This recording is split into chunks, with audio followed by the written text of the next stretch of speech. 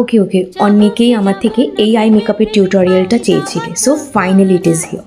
তো চলো স্টার্ট করি। বাট ফার্স্টে করবো আমরা বেস মেকআপ, কিন্তু তার আগে আমি করে নিচ্ছি আইব্রোসটা। আর অফ ক্যামেরা আমি আমার স্কিনটাকে প্রেপ করে নিয়েছিলাম with moisturiser and toner. By the way, এই শাড়ি আর ব্লাউজ আর এই জুয়েলারিগুলো কিন্তু আমার মায়ের।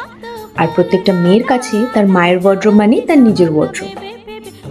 কিন্তু আমার বোন বলছে আমাকে নাকি এখানে একটু আন্টি টাইপস লাগছে, মানে একটু বয়স্ক, বা অ্যাকচুয়ালি তো আমার বয়স পুরো বোঝা যাচ্ছে।